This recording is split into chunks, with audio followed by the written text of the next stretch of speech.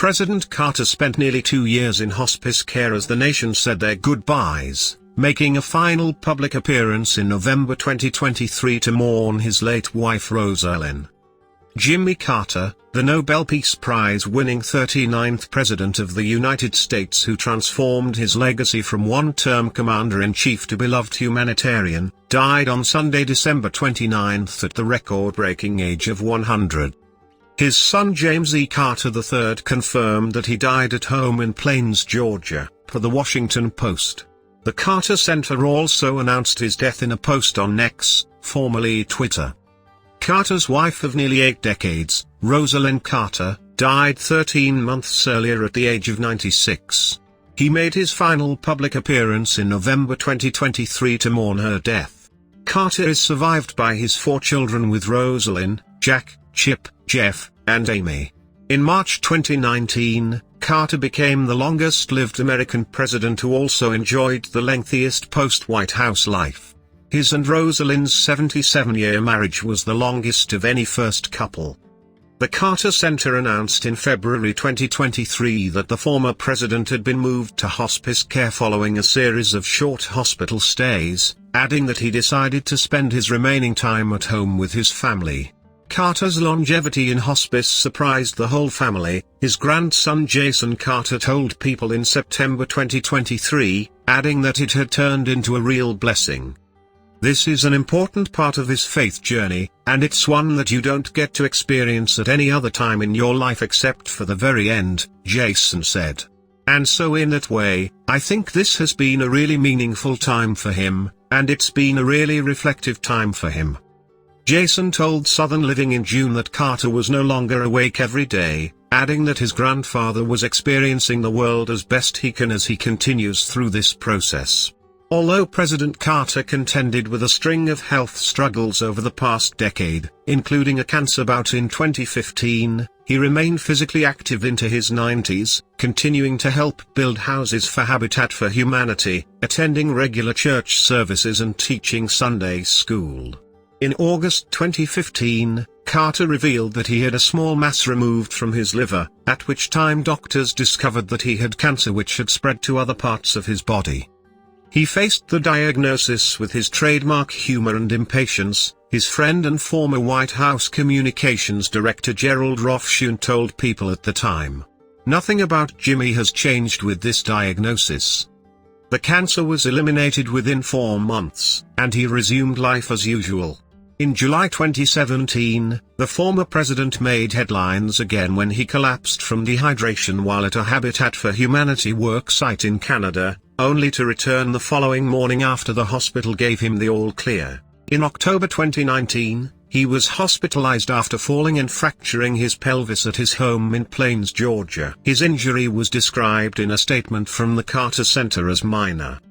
The incident marked the 3rd time he had fallen in 2019 and the 2nd time in October. Earlier that month, he received 14 stitches on his head and a black eye after another accident.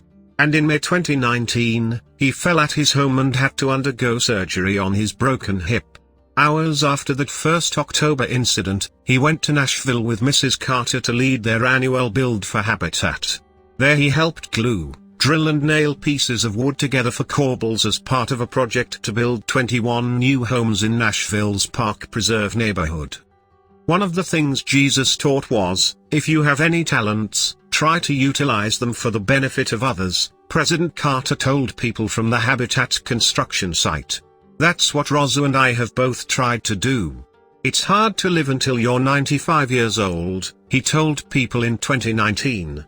I think the best explanation for that is to marry the best spouse, someone who will take care of you and engage and do things to challenge you and keep you alive and interested in life.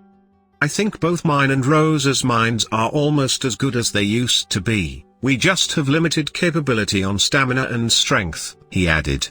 But we still try to stay busy and do a good job at what we do. Ushered into the White House in 1976 in the wake of Watergate and predecessor President Gerald Ford's deeply unpopular pardon of disgraced President Richard Nixon, Carter by all accounts had forged a unique path to 1600 Pennsylvania Avenue. He was a son of the Deep South who became a nuclear scientist and Navy submariner, then a peanut farmer and community organizer, and then the desegregationist governor of his home state of Georgia, whose segregationist groups still held great sway at the polls. After defeating then-President Ford in the 1976 presidential election, the Democrat became the first Deep South president since before the Civil War.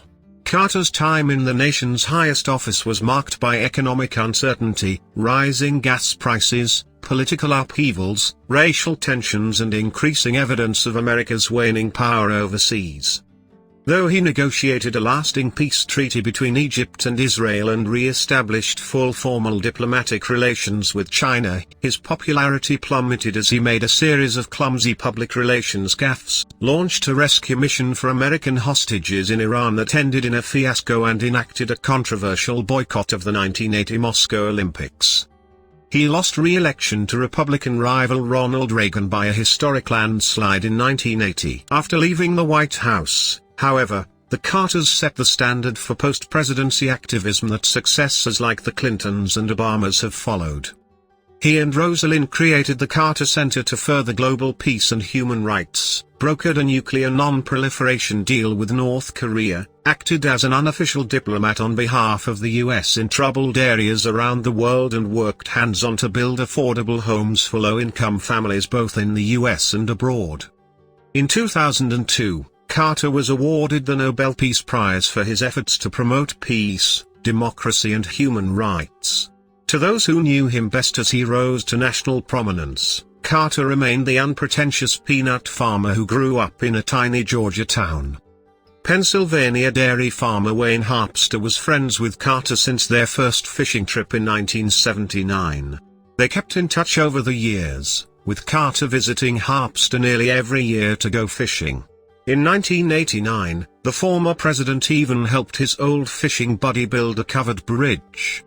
Over those years, nothing changed between him and I. That's a lot of years, Harpster told People in 2014. He's still President Carter to me. And President Carter was rarely without his First Lady, Rosalind, whom he fell in love with while attending the U.S. Naval Academy as a young man. Mrs. Carter shared her husband's lack of pretension, his hardy constitution and his heart. But more than all that, said Harpster, she was Carter's fishing buddy, which is deeper. They were inseparable, traveling the four corners of the globe together not only to monitor elections in emerging democracies, fight disease in forgotten poor villages and build houses for the homeless through Habitat for Humanity, but also to share a tent along some far-flung river where the fishing was good. Harpster said he was by the couple's side when they celebrated their 67th wedding anniversary in Russia in July 2013. We had a little party at the fishing camp. It was kind of unique to be with somebody who's been together for so long. You could see a lot of contentment between them, he said. I've never seen two people as close as they are. The Carters remained full and equal partners in his post-presidency, even as Harpster said he sensed in his friends the lingering sting of losing the re-election bid. Mrs. C took it harder than the president, he said. But I think they both adjusted pretty fast, and they started to have so many projects with the Carter Center and doing all these good things in Africa, just keeping themselves busy and looking ahead to what they could do good for the world and people who need help.